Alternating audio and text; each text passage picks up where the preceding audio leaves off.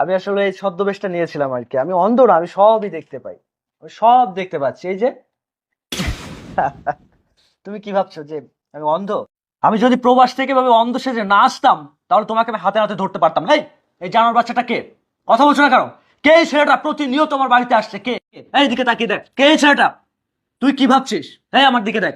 তুই কি ভাবছিস আমি কিচ্ছু জানি না? তুই আমার গোপনে তুই একটা ছেলেকে প্রতিনিয়ত বাসায় আনিস। তুই কি ভাবছিস আমি কিচ্ছু জানতে পারবো না?